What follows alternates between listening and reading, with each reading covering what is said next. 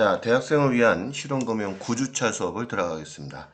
자, 앞전에 우리 중간고사 시험 보느라 고생 많으셨습니다. 전부 다 전반적으로 공부를 잘 하신 것 같아요. 뭐 개중에 몇 명을 제외한 나머지는 다들 좋은 점수를 얻으셨는데 상당히 열심히 노력했구나 이런 점들이 보이기도 합니다.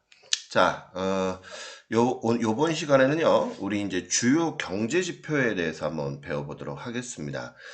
가끔 이제 요즘에 코로나로 인해서, 경제들이 상당히 지금 많이 안 좋아져 있고, 어제 뉴스를 보니까 지금 뭐 스태그플레이션의 그 효과를 지금 나타내고 있다. 뭐 이런 얘기를 하면서 경제 지표에 관련된 얘기가 하나둘씩 조용히 나오고 있네요. 자, 그 내용에 대해서 한번 보도록 하겠습니다. 자, 그 다음 이제 경기 순환과 순환 주기에 대한 것도 우리가 이제 보면서, 우리가 이제 부동산에 대한 관심도가 상당히 높아져 있잖아요. 왜냐하면 사실 일본도 마찬가지, 일본이 어떻게 보면 우리나라보다, 뭐 예전에는 30년이 앞섰다. 뭐 이런 얘기를 하는데, 일본이 호황을 상당히 우리나라보다 한 20년 넘게 20년 전에 호황을 상당히 누렸죠. 거의 물쓰듯이 하고요. 도쿄의 집값은 다른 그 지역보다 30배 정도가 높아질 정도로 버블, 즉 거품이 상당히 많이 끼기 시작을 했고 그런 상태에서 지금은 이제 완전히 도쿄도 인구 감소로 인해서 공실이 생기게 되고요.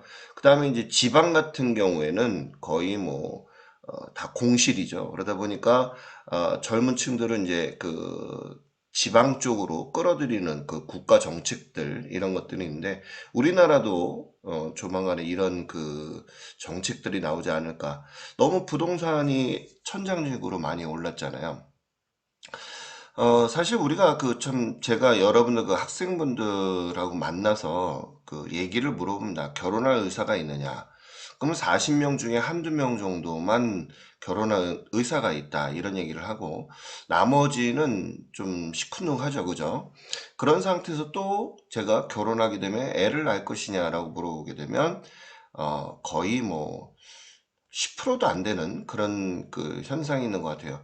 우리나라의 고질적인 문제, 교육비라든지 이 부동산에 관련된 것만 떨어지게 되면 우리가 뭐든지 그런 것 같아요. 동물이나 인간이나 살기가 편하게 되면 뭐 애 낳지 말라고 그래도 자연스럽게 낳는 그런 부분인데 이 상태로 가게 되면 지금 고3 같은 경우에 인구 절벽이라 하죠. 거의 해마다 제가 5, 6만 명 정도가 줄어들고 있어요. 지금 더 심각한 얘기는 서울에서도 초등학교가 인원이 없어서 폐교가 되는 학교도 있다라고 할 정도니까 참 인구 절벽이라는 그런 부분도 상당히 심각하다라는 생각이 듭니다. 자, 아무튼 서론이 길었죠? 자, 이제 오늘 이제 경기 순환이라고 하는 거. 자, 순환이라는 얘기는 뭐예요? 사이클이죠. 돌고 도는 그런 부분이에요. 그러면 여기에서 우리가 이 순환이라고 하는 것을 왜 배워야 되는가를 알아야 되는데, 자, 우리가 일단은 부동산이라고 됐건, 동산이 됐건, 구매를 해야 되는 그런 상황이 벌어지잖아요. 그지 않나요? 그죠? 그러면, 제일 중요한 거, 뭐 시장에 가서도 우리가 물건을 살 때나, 그래도 제일 싸게 사서 우리가 효용 가치를 상당히 많이 느끼는 게 제일 중요하죠. 제가 효용이라는 얘기는 만족감이다 이런 얘기했어요.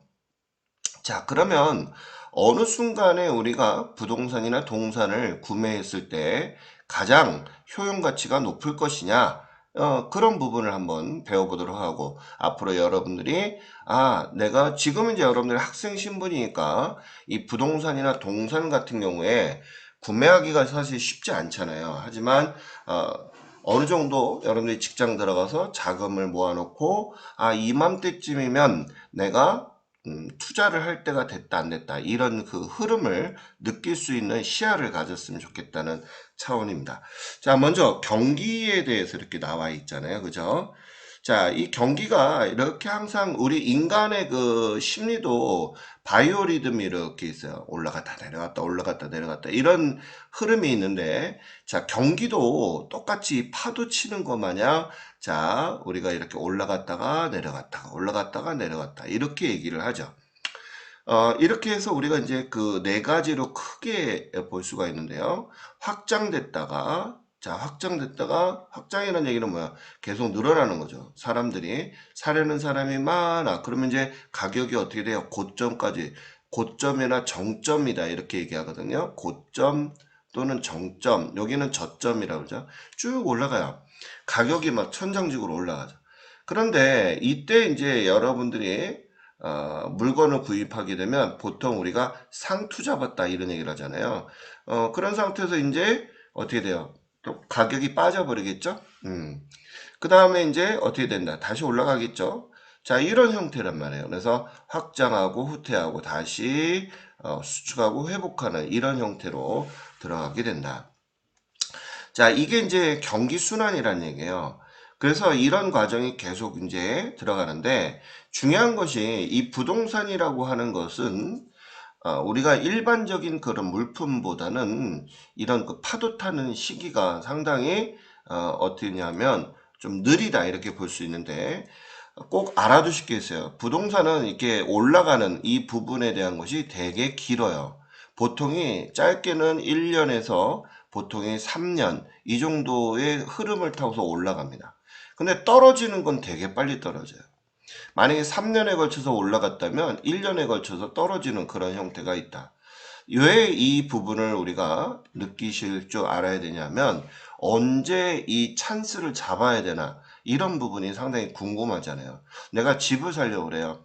지금 같은 경우에는 모든 매스컴에서 뭐라고 하죠? 지금은 고점이다, 정점에 있기 때문에 부동산을 구매하시면 위험합니다. 이런 얘기 많이 하죠. 그 다음에 또 영끌족들한테 지금 금리가 많이 올라가는 상태이기 때문에, 그죠? 그러면 금리는 막 올라가게 되면 내가 그 금리 올라간 만큼의 생활비를 써야 되는데 전부 다 집에다 투자를 하다 보니까 어떻게 돼요? 다른 데에 돈을 쓰지 못하니까 어떤 형태가 되는 거예요? 그죠? 바로 하우스 푸어다 이런 얘기가 나올 수밖에 없는 거예요. 그렇지 않나요? 우리가 첫 시간에도 그랬잖아요. 자원은 무한대로 있는 게 아니라 한정된 거라고 그랬잖아요. 즉 우리가 월급도 한정된 거죠. 그 상태에서 우리가 소비와 지출을 소비를 우리가 제대로 잘 해야 되는데, 들어오는 수입은 한정적이고 지출이 커지게 되는 그런 형태가 있죠. 지금 뭐 한국은행에서 그런 얘기를 합니다. 하반기에 또 금리가 2번 정도 더 상승할 것이다. 이런 얘기를 참 암담한 얘기를 하고 있죠. 물가를 잡겠다. 근데 저는 여기에서 사실 솔직하게 이 문정부가 이제 끝나는 입장이지만, 코로나로 인해서 국민들한테 뭐 돈을 풀었다 그러지만 그거보다 더 많이 푸는 건 복지네 취업이네 이런 식으로 해가지고 엉뚱한 데에다가 돈을 푸는 게 더 많습니다. 그런 부분에 엉뚱한 데다 돈을 푸는 것이 더 많다 보니까 지금 어떻게 돼요? 돈이 많아 라고 하면 금리가 어떻게 돼요? 대출 금리를 그 돈이 많이 풀었으니까 다시 회수하게 돼야 되는 거잖아요. 그런 부분들. 하다 보니까 지금 계속 금리가 올라가는 형태가 돼버린 거예요. 이 지금 기획부 장관의 그 홍 장관 같은 경우가 뭐 어쩌저쩌 모가지 힘주고 막 이런 얘기하지만 정책 정말 잘못했던 부분에 인정을 해야 됩니다. 문정부가. 자, 아무튼 이런 부분에 있어서 결론적으로 국민들만 손해를 보는 그런 형태가 되고 있는 게 참 암담한데, 자, 아무튼 이런 상태가 돼버렸다. 그러면 일단 경기가 상승하게 되면, 경기가 상승했다는 얘기는 이 위에까지 올라가는 거죠. 이걸로 우리가 이제 정점이다라고 얘기하고 고점이다 이렇게 얘기해요. 여기는 이제 저점이다 이런 얘기를 하거든요. 자, 이렇게 됐을 때 그럼 이제 여기를 찍었어요. 그럼 이제 뭐든지 그러잖아요. 항상 여기 이 상태에서 평행을 유지하지는 않아요. 항상 떨어질 수밖에 없어요. 이렇게 해서 항상 움직이거든요. 그래서 여기 보면 정점에 이르게 되면, 자, 이제 정점에 올라갔어요. 여기까지 올라간다 그랬죠, 제가. 보통이 부동산 같은 경우는 3년에서 5년에 걸쳐서 올라가요. 근데 떨어지는 것은 삽시간이에요. 왜? 정부 정책이라든지 이런 부분이 강하게 되면 그냥 팍 떨어져 버려요.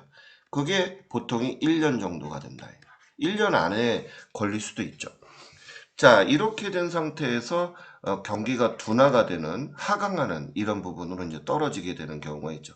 그러니까 결론적으로 저는 그렇게 생각을 해요. 우리 앞전에서도 배웠지만 정부가 자꾸 시장에 간섭을 하게 되면 우리가 순리대로 이렇게 시장 경제 체제에 맞춰서 움직여줘야 되는데 자꾸 칼질을 하니까 결론인데 칼질은 왜 한 거예요?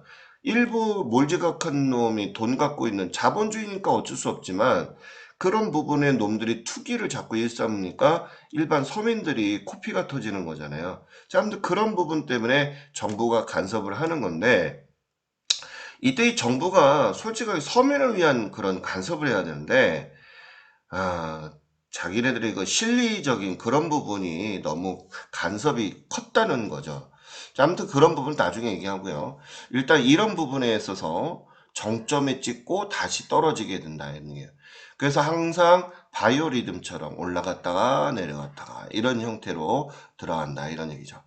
자, 그림을 보게 되면 이렇게 이제 볼 수가 있는데요. 자, 여기가 이제 저점이다라고 얘기하고요. 여기는 이제 정점이다 또는 고점이다 이렇게 얘기를 합니다.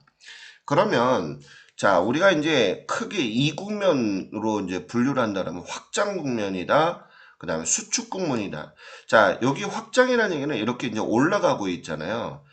근데 여기는 떨어지고 있죠. 그래서 이거는 수축됐다. 그 다음에 여기는 확장됐다. 그러면 우리가 이 확장 국면에서는 모든 경기가 호황이에요. 왜? 자, 건설 경기가 상당히 좋아진다. 우리가 왜 그런 얘기 하죠? 건설 경기가 좋아. 이런 얘기를 하게 되면 그만큼 집을 많이 짓고 상가를 많이 짓는다. 이런 얘기잖아요.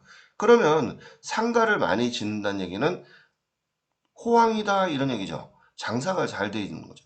가게가 없어가지고 상가를 짓는다는 얘기니까 상당히 좋은 거란 얘기예요. 그런데 자, 길거리 지나다닐 때 보면 임대문이라고 하는 그런 깃발들이 많이 볼 수가 있죠. 이건 경기가 어떻게 불황이라는 얘기거든요. 지금 뭐 코로나로 인해서 어때요? 뭐 자영업자들 그 단속들 많이 하고 하다 보니까 시간이라든지 이런 것 때문에 자영업자들이 되게 많이 힘들어 하잖아요. 그러면 지금은 무슨 국면에 해당이 돼요? 그렇죠. 수축 국면에 해당이 돼요. 이제 조금씩 이제 다음서부터는 마스크도 실외에서 벗는다 뭐 이런 얘기를 하는데 지금 이제 영업시간도 다 해제를 했잖아요. 그러니까 다시 어때요? 장사가 잘 되고 있는 그런 그 조짐이 보이고 있는데 그게 이제 확장 국면이다 이렇게 보시는 거예요. 자, 그러면 이제서부터 제가 여러분들한테 하나 언제 우리가 부동산과 동산을 구입해야 되느냐 이 부분이 가장 중요한 거잖아요. 왜냐하면 내 재산적 가치를 늘려야 되는 그런 상황이 됐으니까. 자, 이 선수들은요 공부를 많이 하시고 이 선수들은요 이 저점의 순간에서 부동산을 구매해요. 이 선수가 되려면 많은 귀를 열어드리고 그 다음에 경제 흐름의 정보를 접할 수 있어야 돼요. 그 정보는요, 꼭 국내 정보도 있지만 해외 정보도 있어요. 그래서 여러분들한테 부탁드리고 싶은 것은, 뭐 인터넷 검색들 많이 하고 계시는데, 경제 뉴스들 많이 보시면 도움이 많이 되실 거라고 생각해요. 그래서 이 저점에 요 저점 있잖아요. 요 순간에 자, 집을 구입하시는 분들이 부자가 될 가능성이 높다. 요 사람들이 진짜 정말로 돈을 버는 그런 시기가 되는 거잖아요. 하지만 이제 여러분들한테 부탁드리고 싶은 거 그게 있어요. 여러분들은 그 생애 첫 그 전세나 또 주택을 구입하게 되면 혜택을 주죠. 그래서 제가 그 힌트를 하나 드리자면 여러분들은 생애 첫 하는 전세나 또는 그 주택 구입에 대해서 부모님들이 그거 잘 모르시고 딸 명의로 또 아들 명의로 해서 하게 되는 집을 구입하는 경우가 있는데 그 좋은 기회를 그 찬스를 놓쳐버리는 경우가 있어요. 그래서 그런 부분이 부모님들이 아시는 분들이 있겠지만 모르시는 분들이 많이 있거든요. 그래서 생애 첫 하는 경우에는 세제라든지 또는 구매하는 그런 찬스 점수 이런 것 등이 많이 혜택을 받기 때문에 그런 것 등을 누리시면 좋습니다. 일부 지금 그 학교 앞에 자취하는 학생들 보게 되면 그런 그 혜택을 지금 누리고 있는 학생들 많이 있죠. 그죠? 그래서 우리가 이제 부동산을 구매할 때는 이 저점 구간에서 우리가 부동산을 구매하는 게 좋습니다. 자, 이 저점에서 이제 서로들 장사가 좋아지고 호황이 되게 되면 어떻게 돼요? 자, 동산의 가격이 이렇게 상향을 하게 되죠. 그런데 이제 중요한 것이 너도 나도 이제 투자를 하게 되겠죠. 그죠? 그런 상태에서 여기에서 우리가 주식도 마찬가지예요. 쫙 올라가는 이 흐름에 여기 우리가 타가지고 여기에 팔아버려야 되는데 자 보통이 더 오를 거야라는 그 기대 심리 때문에 어떻게 된다? 후퇴하는 시점에 여기 순간만 해도 팔아도 괜찮아요. 여기서 샀으니까 그죠? 근데 이렇게 하다 보면 지지비자 하다가 요 상투 잡고 뚝뚝 떨어지게 되면 남 얘기가 아니죠. 막 가슴이 아프네. 자, 이렇게 돼가지고 하다 보면 저점까지 흘러가게 되면 크나큰 손실을 보는 그런 경우가 많이 있습니다. 자, 아무튼 제일 중요한 것이 어느 순간에 우리가 부동산을 구매하느냐 이 포인트를 잡는 것이 가장 중요하다라고 저는 생각을 하거든요. 그래서 여러분들이 여기서 알아두실 것은 이 저점의 순간에서 내가 집을 구매하는 것이 가장 중요한 것이다. 그런데 이런 게 있어요. 우리가 이제 경제 뉴스를 보다 보게 되면 이런 얘기를 하죠. 지금 저점에서 좀 올라갔다. 아무래도 TV에 방송에 나왔다는 얘기는 이미 어떻게 돼 올라가고 있다는 얘기거든요. 그래서 이런 정보의 그 비용들이 발생하는 거죠. 그래서 자꾸 경제 뉴스라든지 경제 세미나 뭐 이런 것들을 많이 쫓아다니시는 분들이 많잖아요. 그래서 정말 부자 될 가능성이 많은 분들이에요. 근데 이제 제일 중요한 것이 다단계라든지 또는 그 사기에 전혀 그 말도 안 되는 그런 부분에 대한 거는 여러분들이 정보를 걸러낼 수 있는 필터를 할 수 있는 일단 자질이 있어야 되겠죠. 아무튼 여기 부분에서 우리가 부동산을 구매해야 되는 시점이다라고 보시면 돼요. 그래서 이 정점에 됐을 때 우리가 요때는 매도를 하는 것이 정말 그 선수다. 부동산 선수다라고 보시면 돼요. 근데 사실 이 매도하는 이런 부분이 어느 때인지 또 이 구매하는 게 어느 때인지 감을 잡아야 되잖아요. 그죠? 요때가 언제인지. 자, 우리 이제 보통에 보게 되면 요런 때가 있어요. 우리 왜 너도나도 막 하고 너무 많아요. 막 개나 소나 뭐 이런 얘기가 나오죠. 그러면 국가에서 가만히 있지 않죠. 그죠? 그렇게 되면 일침을 가한단 말이에요. 그럼 뭐 부동산에 대해서 뭐 뉴스에서 심각한 과열 현상이 있다라고 하게 되면 그때 팔아보시는 게 제일 중요하다. 경고에 대한 그런 그 학자들이나 방송들이 나오게 되면 조만간에 국가에서 정책적으로 클레임을 건다 이런 얘기거든요. 그럼 이제 떨어지기 시작을 해요. 그래서 요 매도하는 시점은 요런 시점이 매도하는 시점이고 그 다음에 이제 애널리스트들이 자 이제 저점을 찍었어요. 그 다음에 이제 조금씩 부동산이 조금 나아지기 시작을 했다라고 뭐 요런 뉴스들이 이제 조용히 나오기 시작을 해요. 그죠? 그러면 요때가 이제 구매 시점이에요. 주식도 마찬가지거든요. 계속 떨어져 있다가 살짝 올라가는 반등하는 그런 때가 있어요. 요때 구매를 하는 거거든요. 무턱대고 계속 떨어진다고 해서 그때 구매를 하는 것도 중요하지만 살짝 반등의 기미가 보일 때 그때 우리가 주식을 구매하는 것처럼 부동산도 이런 형태의 그 분위기를 나타냈을 때 우리가 구매를 한다. 이렇게 좀 보시면 좋을 것 같습니다. 자, 뭐 서론이 좀 너무 길었어요. 그래서 우리가 이제 실질적으로 언제 팔아야 되는지 구매하는지 이게 이제 가장 중요한 건데 일단 경기 변동에 있어서의 가장 중요한 발생 원인은 뭐 기업들이 투자를 하게 되면 이제 호황이 되니까 너도 나도 이제 투자를 하겠죠. 그죠? 소비 활동도 늘어나게 되고 또 수출도 늘어나게 되고 이게 경기 호황을 나타내는 그런 조짐이 보인다 이런 얘기예요. 그런데 이러다 보면 이제 그 또 반대적으로 과도한 임금 인상 같은 경우가 있죠. 뭐 우리나라의 노조가 상당히 좀 발언권들이 너무 센데 자, 아무튼 이런 그 임금 인상이 벌어지게 되면 물가들이 계속 올라가요.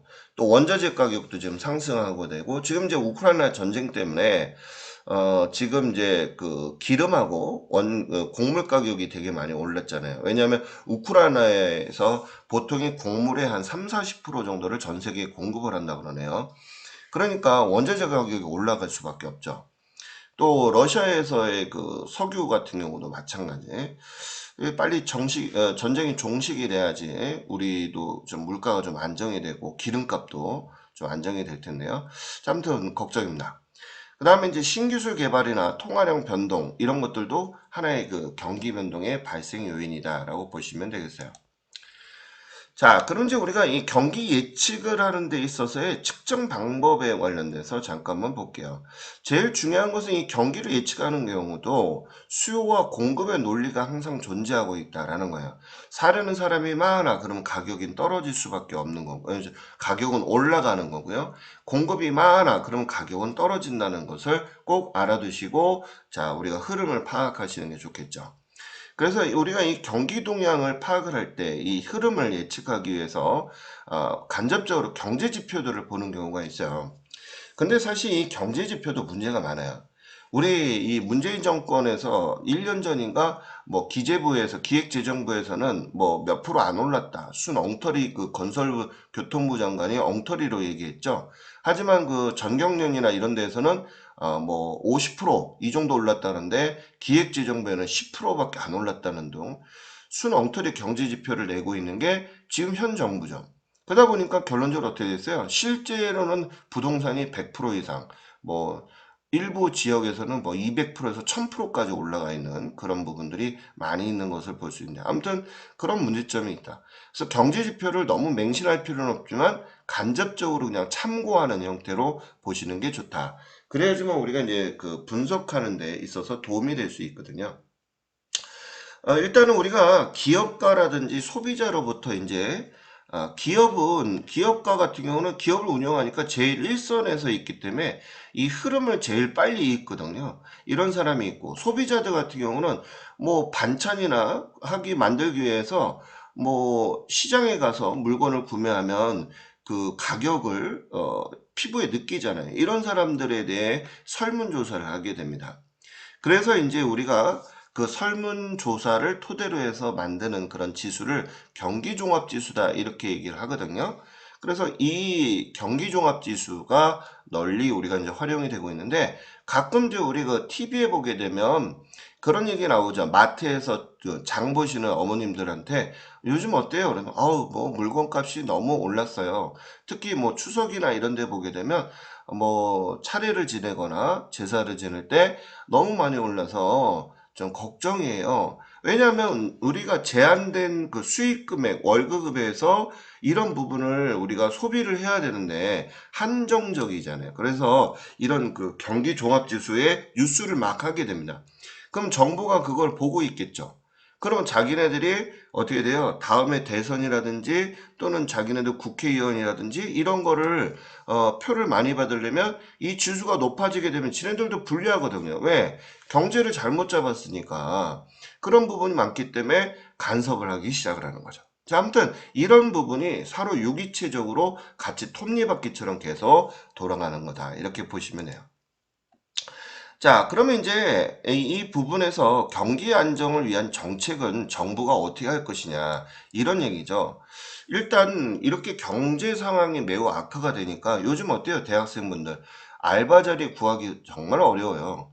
물론 이제 요즘에 보니까 이제 쿠팡에서 그 뭐 택배 물류 작업하는 것들은 뭐 이렇게 뭐 많이 뽑는다고 얘기는 하는데 또 뭐 일부 그 이렇게 뭐 긱 워커라고 하죠. 뭐 단기간에 알바 딱 끝내놓고 뭐 식당에서 알바하는 거 안 하고 뭐 이런 뭐 얘기도 나오던데 아무튼 이 알바 자리가 점점 이제 구하기 쉽지 않은 그리고 또 이게 이제 또 현 정부에서 그 새로 그 정부에서 어떻게 돼요? 최저임금에 대한 것을 지금 이제 다시 논의하겠다 이런 얘기가 나오잖아요.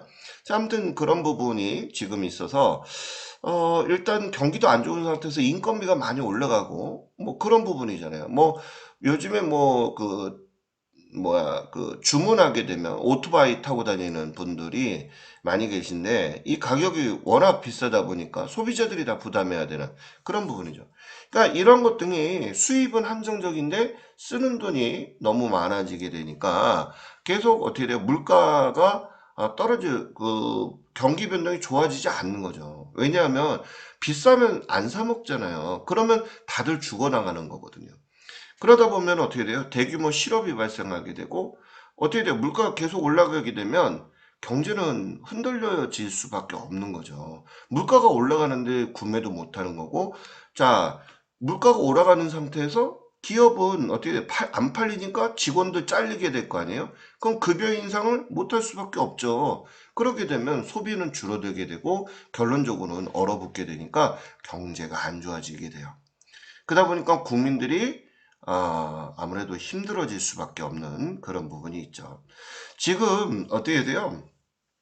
물가가 되게 많이 올라가 있는 상태인데 중요한 것은 성장도 이렇게 올라가 줘야 되는데 성장은 지금 오히려 떨어지고 있기 때문에 요즘 우리가 뭐라고 해요? 스태그플레이션이다 이런 얘기를 하잖아요. 저성장 고물가 이런 얘기를 하잖아요. 자, 아무튼 이런 부분 때문에 우리가 이제 문제가 있는데 자, 일단 정부에서는 어떻게 되냐면 지금 뭐 코로나로 인해서 돈을 많이 풀고 있는 상태라 돈을 회수해야 된다 이런 얘기를 하고 지금 새로운 정부에서도 지금 50조 원을 풀겠다고 얘기를 하고서 당선이 됐지만 이 돈 풀게 되면 또 물가는 또 올라가 버리는 거예요. 그럼 물가만 올라가느냐? 아니죠. 물가를 내리려면 금리를 인상을 해야 되는 거거든요. 그러면 영끌족으로 해서 집을 산 사람들은 어떻게 될까요? 대출로 인해서 파산이 돼요. 대출 받은 돈을 우리가 원리금을 3개월 정도 못 갚게 되면 경매로 나게 되는 거예요. 그러면 쪽박 차는 거죠. 아무튼 이런 부분이 상당히 정부가 심각하게 신중하게 선택을 해서 정책을 해야 되는데 그냥 그 탁상용 이 경제 논리도 모르는 놈들이 국회의원 배지 달고 하는 놈들이 되게 많죠. 아무튼 이게 문제가 많습니다. 그러다 보니까 이제 뭐 세금만 잔뜩 거두려고 하는 그런 부분들이 많이 있는데 좀 걱정이 되죠. 아무튼 그 세금을 많이 걷어들이고 그 다음에 풀어줬던 돈들을 회수하는 이런 정책을 우리는 통화 긴축 정책이다 이렇게 얘기한다는 거예요. 그럼 이 국가 안정을 위한 정책에 대해서 우리가 이제 볼 수가 있는데 침체가 됐을 때는 어떻게 될까요? 금리도 어떻게 될까요? 낮아주게 해줘야 되겠죠. 왜? 침체가 돼 있는 상태에서 계속 침체가 되면 죽어야 되잖아요. 우리 왜 코로나로 인해서 우울증 걸린 사람들이 되게 많아요. 저 같은 경우도 수입이 줄다 보면 기분 좋은 일이 없잖아요. 아무래도 우울해질 수밖에 없어요. 그러면 정부가 어떻게 될까요? 경기가 침체되게 되면 금리도 낮춰주면서 다시 회복할 수 있는 그런 길을 만들어줘야 되는 거잖아요. 그런 게 이제 경기가 침체가 됐을 때 정부가 해야 될 일이라고 보고요. 반대로 이제 호경이나 불경기가 되는 경우 이런 부분에 관련된 것을 자동 시장 경제 체제에서 맞춰줘야 되겠죠. 너무 경기가 과열되게 되면 어떻게 돼요? 긴축 정책을 해야 되겠죠. 다시 회수해야 되고요. 자, 불경기가 됐어요. 다시 풀어줘야 되겠죠. 이런 것들을 우리가 이제 보통 자동 안정화 장치다. 이렇게 이제 보통 얘기를 해요. 우리나라에서 지금 이제 제일 1%뭐 이런 얘기를 하죠. 뭐 옛날에 우리가 뭐 렉스턴 차라고 하게 되면 1%를 위한 차다. 그래서 막 너도 나도 막 1%가 하기 위해서 렉스턴 차량의 매출액이 엄청나게 많이 팔렸던 그런 적이 있는데 아무튼 그에 반해서 이 코로나에 인해서 중층이 아니라 하층으로 몰리는 세대들이 되게 많죠. 그러면 잘 사는 사람한테 세금을 많이 걷어서 우리가 그 극빈층에 있는 사람들을 도와줘야 된단 말이에요. 그래서 우리나라의 세법은 초가 누진제 형태가 돼 있죠. 많이 버는 사람들한테는 누진제로 인해서 세금을 많이 걷는 그런 형태가 돼 있고요. 걷어서 어떻게 된다? 우리가 못 사는 사람들한테 사회보장제도에 의해서 그들로 하여금 우리가 돈을 지급하거나 의료 모든 혜택을 주는 그런 부분에 사회보장제도가 있다. 이렇게 보시면 되겠어요. 자, 우리 이제 아까도 제가 잠깐 부동산 재테크 해볼까요? 라고 얘기했는데 그 부동산 재테크에서 아까도 얘기했듯이 자, 저점의 요 구간에서 우리가 구매를 하는 그런 부분이다 라고 보면 돼요. 그러면 이때 가격이 막 올라가게 되면 어떻게 될까요? 판매하는 사람이 목소리가 높아지겠죠? 주도시장이다라고 하는 것은 뭐냐 하면요. 목소리에 힘이 들어가는 놈이에요. 판매자는 어떻게 돼요? 여기 집값을 싸게 내놨는데 가격이 올라갈 것 같아요. 그럼 회수하겠죠. 비싼 데서 팔으려고요. 그죠? 그래서 여기는 누가 우선권을 갖고 있다? 갑이 매도자가 되고요. 사려는 사람은 아유 좀 싸게 좀 팔아주세요. 이렇게 하겠죠. 반대로 여기에서 누가 사려는 사람이 왕이죠. 그죠? 떨어지는 데에서는 판매자가 깨갱해야 되겠죠. 그래서 그런 부분이 있다. 그 다음에 이 확장 국면에서는 뭐를 해도 잘 되는 구간이죠. 왜? 경기가 지금 다시 살아나려고 하는 거니까 공실이 어떻게 될까요? 감소되죠. 이때는 너도 나도 장사를 하려고 하겠죠. 자영업자들은. 장사가 잘 되니까. 그죠? 그러다 보니까 어떻게 돼요? 건설업자들 이때에 경기가 다 좋으니까 상가도 짓고요. 아파트도 짓고요. 한참 이때가 건설 경기가 호황이다라고 보시는 거예요. 그런데 이제 여기서부터는 이제 어떻게 될까요? 공실도 늘어나죠? 지금 뭐 길거리 지나다니면 임대문이 많이 붙어 있다. 이런 얘기는 경기가 불황이다. 이런 얘기예요. 안 좋다는 얘기거든요. 그럴 때는 여러분들이 어떤 일을 사업을 하시든 장사를 하시든 식당을 하시든 그건 심사숙고해야 되겠다. 이런 얘기예요. 자, 그래서 이런 부분이 있다. 건설 경기도 안 좋아져요. 이때는 건설업자들도 어떻게 한다? 공사를 하지 않아요. 왜? 분양이 안 되면 미분양으로 들어가게 되면 어떻게 돼요? 대출금 상환하기가 어려워요. 그러면 결론적으로 어떻게 된다? 내가 원금 회수를 하려고 덤핑을 해버린단 말이에요. 그러면 믿지는 장사를 할 수밖에 없는 거죠. 마찬가지예요. 여기에서 만약에 안 됐다? 그럼 권리금 주고 가게를 들어왔는데 장사가 안 돼요. 그럼 내가 권리금도 포기하고 거의 손해보는 상태에서 매도를 해야 되는 부분이니까 여러분들이 어떤 사업을 하더라도 이 수축 국면에서는 좀 더 심사숙고하는 부분이 좋겠다. 이런 점을 알아두시면 좋겠습니다. 그래서 이제 우리가 이제 보통 보게 되면 이런 얘기를 해요. 저금리, 또 저수요, 공급 과잉 현상이 일어났다. 이런 얘기가 나오게 되면 요거는 정말 그 구매 찬스다. 이렇게 보시면 돼요. 구매 찬스라고 하는 것은 뭐 하는 거예요? 내가 물건을 구입할 때 아주 좋은 시기다. 이런 내용이 되는 거거든요. 그래서 저금리, 우리가 왜 부동산 투기가 된 거예요? 이 코로나로 인해서 금리가 아주 최저금리였잖아요. 그러다 보니까 서로들 너도 나도 이게 그 경제 부흥하는 장사나 이런 쪽으로 가야 되는데 이 저금리다 보니까 전부 다 어디로 갔어요? 부동산으로 가버린 거예요. 그러다 보니까 이게 난리가 난 거죠. 그죠? 그 다음에 이제 공급 과잉 현상. 너무 많아. 그러게 되면 가격이 이제 떨어지고 뭐 이런 경우가 있죠. 이때 당시에만 하더라도 미분양 주택이 너무 많았는데 이거 전부 다 헐값에 주웠죠. 부자들이. 그죠? 지금은 다 지금 팔아 넘기고. 그러니까 이게 참 어떻게 보면 자본주의 국가에서는 돈 놓고 돈 먹게 하는 이런 부분이 되는 거죠. 아무튼 여러분들은 내 돈이 주머니에 있어야 그런 것들도 할 수 있다. 자, 그래서 구입은 이 확장 국면에서 제가 그랬죠. 이 올라가는 시점에서 구입을 해야 되는 거고 파는 것은 딱 이 정점에서 판매하는 것이 가장 중요하다라고 볼 수가 있습니다.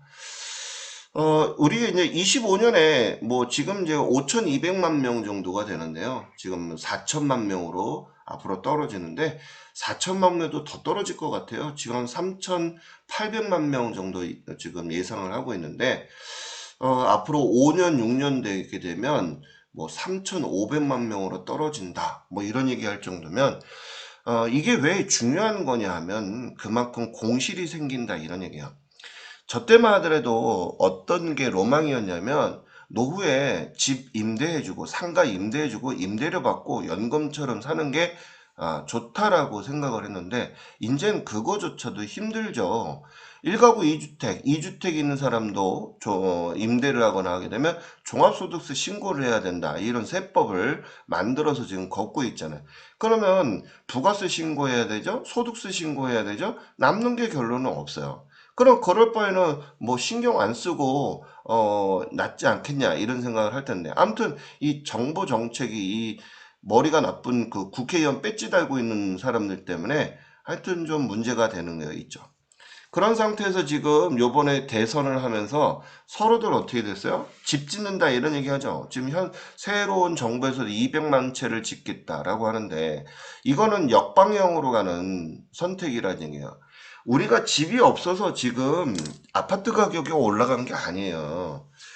집이 넘쳐나죠. 뭐 광주에 있는 제가 부동산 예전에 강의를 할 때인데 부동산 학개론 강의할 때 어떤 사람이 혼자서 287채를 갖고 있는 사람이 있어요.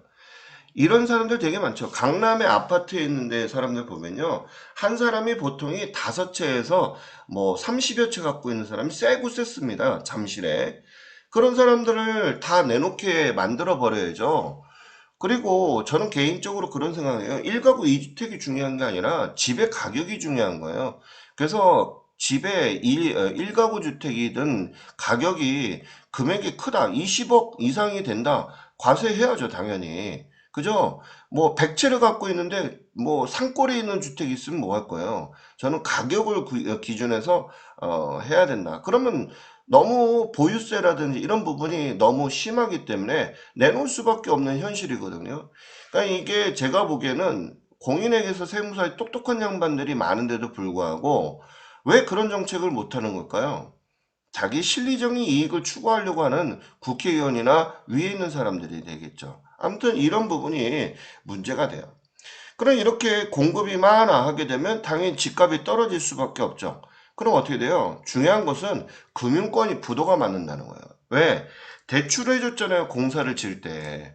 분양가가 예를 들어 10억에 대해서 대출을 잔뜩 해줬는데 자 공급가가 예를 들어서 6억으로 뚝 떨어져 버렸어요. 그럼 4억만큼의 버블이 끼게 되니까 금융권들은 4억만큼이 정답 공중에 떠버린 꼴이 되는 거거든요. 그러면 어떻게 돼요? 금융권 문 닫아야 되는 거거든요. 이런 부분들이 상당히 심각하다는 거예요. 그런데 정부에 있는 국회의원 놈들은 뭐 대출을 풀어야 된다 엉뚱한 얘기 삑삑하고 그런 놈들 정말 머릿속에 똥밖에 안 들어가 있는 놈이에요. 그리고 여러분들 그런 놈들은 절대 뽑아서도 안 되는 부분이에요. 내 재산조차도 헐값으로 떨어지게 만드는 놈들이다. 이렇게 보시면 돼요. 자, 아무튼 이런 그 누진 그런 부분에 관련된 공급 과잉으로 인해서 상당히 심각한 이런 부분들이 초래하고 있다. 그래서 여러분들이 앞으로 선거하실 때 똑똑한 사람들을 좀 뽑았으면 좋겠다 이런 생각이 들어요. 자, 거시경제 지표에 대해서 우리 좀 배워보도록 할게요. 자, 거시 큰 거죠, 클 거예요, 클 거, 그죠? 우리나라의 그 한 나라의 경제 지표다 이렇게 이제 볼 수가 있잖아요. 보통 이제 각종 통계 지표다, 거시 경제 지표다 이런 얘기 하는데 이제 여러분들이 이런 것들도 내가 부자가 되기 위해서는 필수적으로 좀 봐야 되겠다. 왜 그러냐? 이 실물 경제 지표나 물가 지수라든지 이런 지표들을 봐야 예측을 할 수 있고 내가 구매 시점 타이밍을 볼 수 있다는 거예요. 주식도 마찬가지거든요. 묻지마 투자하는 건 정말 위험한 하나의 그 투자 개념이다라고 볼 수가 있는데 가끔 유튜브에 요즘에는 이제 너무 좋아서 일부 그 유명한 교수님들 많이 계시죠. 그죠?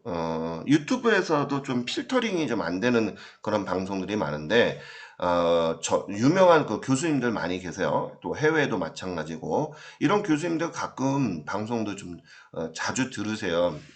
뭐 드라마도 저도 많이 보지만, 그런 것들도 좀 보시면서, 세계가 어느 정도의 흐름을 잡겠다라고 하게 되면 이미 대기업들은 다 팔고 도망간 상태예요. 그럼 결론 물리는 경우들이 개인 그 소비자들이거든요. 그런 거를 대비를 잘 하게 되면 아마도 여러분들이 부의 열반에 오르게 되고 나중에는 재벌은 안 되더라도 우리가 자식들한테 가난을 물려주면 안 돼야 되는 거잖아요. 무식과 가난을 물려주는 거는 자녀들한테 죄를 짓는 거다라고 저는 생각을 하거든요. 자, 아무튼 그런 부분은 뉴스를 좀 많이 보셨으면 좋겠다. 자, 그럼 이제 우리가 이 실물 경제 지표라고 하는 것은 실제로 지금 발생되는 그런 지수를 얘기하는 거죠. 그래서 현재 거래되고 있는 것들이 이제 눈에 보이는데 이런 것을 우리가 이제 지표로 보여주는 그런 부분이에요. 그래서 물가 지수를 이제 100으로 잡고서 하는데 뭐 이런 얘기 하죠. 요즘에 뭐 보니까 뭐 8.8%가 올랐느니 뭐 이런데 체감 지수는 보통 30% 정도 가까이 되잖아요. 왜냐하면 한국은행이나 이런 통계청에서 하는 것은 전체 재화에 있는 것을 1에서 100까지에 관련 게 있다면 전체를 놓고서 계산을 하는 것이고, 우리 소비자들은 전체를 보는 게 아니라 내가 사고자 하는 거에 대한 거를 보기 때문에 당연히 체감 지수는 더 높을 수밖에 없다는 거죠. 자, 아무튼 이런 물가 지수를 좀 눈여겨봐야 되겠다, 이런 얘기 알아두셨으면 좋겠어요. 자, 그 다음에 이제 BSI하고 CSI에 대한 거. 이제 우리가 이 부분이 상당히 중요합니다. 밀접한 관계가 많거든요. 자, 한번 볼까요? 자, 이게 이제 기업 경기 실사 지수하고 또 소비자 동향 지수라는 거예요.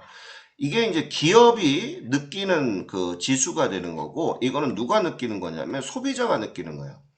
그러면 우리가 이 기업과 소비자는 하나의 경제 주체거든요. 이 주체자들이 이 경기 지수에 대해서 이 지표를 느끼는 것이 상당히 어떻게 느끼냐에 따라서 움츠려지느냐 아니면 내가 활발하게 움직이냐, 이게 이제 결정이 되는 건데, 자, 기업 경기 실사 지수에, 즉 우리가 BSI라고 얘기를 하잖아요. 그런데 이런 것 등을 오너들이 의사결정을 할 때, 야, 이때다, 아니다, 이런 것 등을 이제 본단 말이에요. 자, 하나 물어볼게요. 경기가 안 좋아요. 그러면 물건을 생산을 해요? 안 하죠. 왜? 안 팔리거든요. 그럼 재고로 쌓이게 되면 그만큼 어떻게 돼요? 자금의 숨통이 막히는 거예요. 그럼 결론적으로 어떻게 된다? 도산을 하고 문을 닫는 거예요. 그러면 어렵게 회사를 갖다가 창업을 해서 그 경지까지 올리는데도 어마어마한 많은 시간이 걸렸는데 한순간에 무너져 버리는 그런 부분이 있기 때문에 이 기업 경기 실사 지수는 상당히 중요하다라고 보는 거예요. 미래를 예측하는 거거든요. 그래서 이 주관적인 판단을 통해서 기업 경기 실사 지수를 하는 것이 BSI다, 이렇게 보는 거고요. 그 다음 이제 소비자 동향 지수라고 하는 것은 어떤 것이 있느냐 하면, 소비자들이 이제 물가 같은 경우 아까도 얘기했듯이 TV에 보게 되면 물가가 많이 올라갔다. 겁나요. 뭐 요즘에 저 같은 경우도 옛날에는 마트 있잖아요. 카트에 5, 6만 원만 되면 가득이 있었는데 5, 6만 원 티도 안 나죠. 보통 한 번 장에 가게 되면 15만 원에서 20만 원 정도를 사야 옛날에 5만 원일 때 그 높이만큼이 쌓여지는 그런 형태가 되죠. 그렇게 되면 당연히 아까도 얘기했듯이 월급은 한정적인데 소비돼야 되는 금액이 많아지게 되면 그만큼 쓰는 금액이 줄을 수밖에 없는 거예요. 아끼는 거죠. 자, 내가 5번 먹는 거 3번밖에 못 먹는 거고요. 또 대출금리가 올라가니까 원리금을 갚아야 되는데, 자, 갑자기 그 금액이 없던 생각지도 못한 금액이 확 늘어나 버리니까 내가 생활비를 줄일 수밖에 없잖아요. 그러니까 허리띠를 계속 졸라맬 수밖에 없는 그런 상황이 된다는 거. 자, 그래서 BSI하고 CSI의 개념 알아두시고요. 이 부분에 대해서 경기를 이제 우리가 100 이상이 되면 긍정적이다, 이렇게 이제 얘기를 해요. 근데 이 이하가 떨어지게 되면 반대가 되는 거죠. 그래서 이런 거 설문조사를 이제 보통 많이 해요. 기업 경기 조사라든지 소비자 태도 조사를 해가지고 기업들 이제 보통 이제 오너들한테 직접 하지는 않고 밑에 이제 부하 직원들이 하죠. 임원급들이.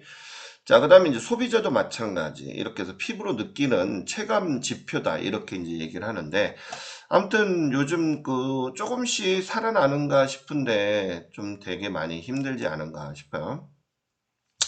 우리가 이제 옛날에는 그런 얘기를 합니다. 택시가 제일 경기 체감을 빨리 느끼는 내가 누구냐? 그러면 이제 택시 운전사다, 이런 얘기 많이 하거든요. 왜냐면, 자, 경기가 안 좋아요. 예를 들어서 하나 물어볼게요. 기름값 올라가요. 그러면 자가용 운전하는 사람 어때요? 부담되니까 자가용 안, 움직이지 않겠죠. 그 다음에 택시 어떻게 돼요? 안 타죠. 왜? 돈이 없는데? 그러니까 대중교통 자꾸 이용하게 되는 거고. 그 다음에, 뭐, 백화점 같은 경우. 근데 이제 우리나라에 졸부들이 되게 많아요. 부동산으로 뻥튀기 해가지고 졸부들이 많다 보니까, 뭐, 고가 명품에 살려는 사람들 많이 있고, 뭐, 해외에 고가 백, 핸드백이나 화장품 이런 데가 우리 대한민국 제1호, 제1등 공신을 한다. 뭐, 이런 얘기를 하는데, 하여튼 우리나라가 그만큼 빈부격차가 심하다. 이렇게 보시면 되죠. 아무튼, 그런 부분이 있고. 자, 그 다음에 이제 제가 여기 지금서부터는, 지금 이제 19년에 해당하는 부분을 뽑았어요. 근데 사실 지금 22년이잖아요. 이게 경기 지표가 더 많이 떨어져 버리고 있다는 게 좀 심각한 상황입니다. 자, 일단 지금 이제 아까 전자에도 얘기 드린 것처럼 여러분들 그 혼인 같은 경우 지금 많이 안 하려고 하죠. 뭐 지금 이제 다 풀어지고 나서 요번에 이제 결혼하려는 분들이 좀 이제 해서 웨딩이라든지 지금 상당히 좀 살짝 호황을 느끼고 있다 이런 얘기를 하는데, 아무튼 여러분들이 빨리 생산 인구들이 늘어나야 돼요. 제가 전에도 얘기했잖아요. 소비하는 인구들, 나이 드신 분들이 우리 초고령 사회로 하게 되면 소비하는 인간들만 많이 늘어나게 되면 생산 인구가 없고 소비하는 인구가 늘어나게 되면 세금은 어떻게 돼요? 한정적인데 쓰는 돈이 많아지게 되면 결론적으로 국민들한테 베풀어지는 돈은 점점 줄어든다 이런 얘기예요. 이게 모든 원리가 다 똑같거든요. 그래서 빨리 생산 인구들이 많이 늘어나게끔 국가에서는 출산 장려 정책이라든지 이런 것 등이 많이 늘어나야 된다라고 봐요. 이 지금 당 정치들 서로들 무슨 당끼리 목소리 높이는 싸움질만 하는 게 아니라 그놈들 진짜 모가지 뺐다 꼈다 해야 되겠죠. 진짜 심각한 상황에 있는데도 불구하고 지네들 실리당락만 한다는 것 자체가 정말 입에서 쌍욕이 나오는 그런 상태가 되는데, 아무튼 우리가 이 혼인 5년차에 대해서 잠깐만 보게 되면 그런 얘기를 합니다. 지금 이제 영끌족들이 많이 있죠. 금리가 지금 뭐 오늘도 보니까 잠깐 뉴스 보니까 앞으로 대출 금리가 주담보 대출 금리가 이제 8%대까지도 올라갈 가능성이 있다. 그럼 현재가 지금 3.88%, 즉 한 4%대가 되는데 4%더 올라가게 되면 와, 이건 심각한 얘기죠. 그러다 보니까 집 없는 사람들이 서러운 거예요. 왜? 집값이 계속 올라가다 보니까 집을 구매할 수밖에 없는 우리 20, 30대의 영끌족들 우리가 이해를 못하는 거 아닙니다. 왜냐하면 너무 많이 올라가 버린 그런 상태가 되는 거죠. 그러다 보니까 자녀들도 어떻게 될까요?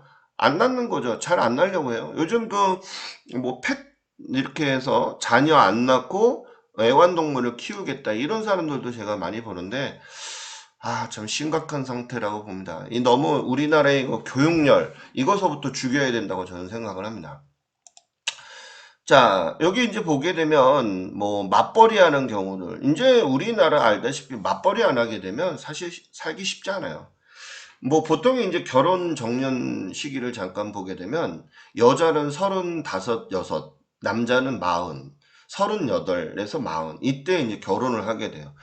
아무래도 이제 수명이 90에서 100까지 이렇게 늘어다 보니까 정년이 늘어나긴 했는데 아무튼 이 맞벌이를 안 하게 되면 먹고 살기 힘들게 되고 그런데 이제 40까지 되게 되면 한번 생각을 해보세요. 자기가 자기의 인생에 40을 사는데 남한테 간섭을 받는 짝을 만난다? 쉽지 않거든요. 그러다 보니까 혼자 사는 독신, 이런 경우들이 되게 많이 늘어난다는 것도 있고, 그 다음에 40까지 하면 어느 정도 직장에서도 자기가 그런 그라운드가 형성이 되어 있기 때문에 굳이 내가 살림하고, 뭐, 이렇게 육아 키우고, 이렇게 하고 싶지 않다는 거예요. 그냥 즐기고 해외여행도 다니고 내가 내 돈 쓰겠다. 이런 친구들이 되게 많다는 얘기예요. 제 나이의 친구들도 아직도 결혼 안 한 친구들이 되게 많은데 그런 사고를 많이 갖고 있는 친구들이 많은데 여러분들은 더 심각하다는 거죠. 아무튼 이 부분에서 아까 주택을 소유하는 거라든지 또 출산 자녀 같은 경우는 내가 왜 굳이 애를 낳아야 되냐 뭐 이런 얘기를 하는 경우들을 많이 볼 수 있다 이런 얘기예요. 자, 그다음에 뭐 아무래도 여자분들이 육아를 책임져야 되는 부분이 있는데 요즘 이제 현대 젊은 친구들은 뭐 아기자기하게 잘 살죠. 남자들도 육아에 대해서 많이 도와주고 같이 이게 도와주는 게 아니라 같이 해야 되는 부분이라고 저는 보거든요. 육아가 비단 여자만의 그 숙제는 아니거든요. 같이 해줘야 되는데 아무래도 요즘에는 뭐 3개월 되고 나서 그 타가소에 맡기고 둘 다 이제 맞벌이라는 경우들이 많이 볼 수 있는데 아무튼 뭐 인성 부분이나 이런 부분이 저희 때하고 좀 다르니까 저희 때 얘기하면 또 꼰대라고 할 것 같아서 일단 넘어가기는 하겠습니다. 일단 이렇게 출산 같은 경우도 옛날 19년만 하더라도 그나마 좀 나았어요. 근데 지금은 수치가 엄청나게 떨어져 버려 있다. 뭐 지금 결혼도 거의 뭐 안 하는 상태에서 좀 심각한 상태가 있다. 이게 지금 정치하는 인간들은 좀 뭔가 바뀌어져야 되는 거예요. 지금 젊은 세대들한테 정착할 수 있는 뭔가 이런 부분을 해줘야 돼요. 근데 지금 모든 정책이 지금 나이 든 사람 위주로 모든 것을 다 꾸려나가다 보니까 이 모든 과제를 젊은 친구들이 다 이거를 부담을 해야 되니까 좀 걱정입니다. 이 정치하시는 분들 좀 정신 좀 차리고 해야 되지 않을까 이런 생각이 드네요. 자, 아무튼 그런 부분이 있고 이렇게 출산이 줄어들잖아요. 그쵸? 출산이 줄어든다는 얘기는 결론은 생산 인구가 줄어들어요. 그러면 어떻게 돼요? 우리가 공원 같은 경우나 학교나 이런 그 공공재 같은 경우가 점점 어떻게 될까요? 줄어들게 돼요. 그럼 삭막해지는 거죠. 그리고 연금 같은 경우라든 이런 거 국가에서 극빈층들한테 어떻게 돼요? 혜택도 줄어들게 되면 결론은 노숙자들이 많이 늘어나게 되고 굶어져서 죽는 이런 부분이 많죠. 미국 같은 경우가 이런 경우 많죠. 할렘가에 보게 되면 흑인분들이 많이 그런 그 부분이 많다 보니까 범죄를 많이 하게 되죠. 절도라든지 살인. 왜? 우리 왜 전쟁이 나면 쿠데타를 하게 되면 남의 상점들 많이 털어가고 이런 것들을 많이 볼 수가 있는데 이건 좀 우리가 심각하게 봐야 되는 그런 상황이 아닌가. 뭔가 정책적인 출산에 대한 그런 그 장려 정책들이 좀 나와줘야 되는 게 아닌가 생각이 듭니다. 그래서 이 초혼부부들에 대해서 경제활동이라든지 주택 보유라든지 이런 부분에 관련된 것들 빨리 이 부동산 다시 원위치로 좀 돌려놓고 결혼하고 또 몇 년 동안 저희 같은 경우는 보통 5년에서 10년 정도 열심히 결혼 생활하고 하게 되면 집도 장만하고 자녀도 낳고 이렇게 원만하게 하게 되면 다시 우리 인구도 늘어나게 되고 잘 사는 나라가 됐으면 하는 그런 바람이 듭니다. 자, 아무튼 여러분들 수업하시느라 수고 많으셨고요. 자, 다음 시간에 뵐게요.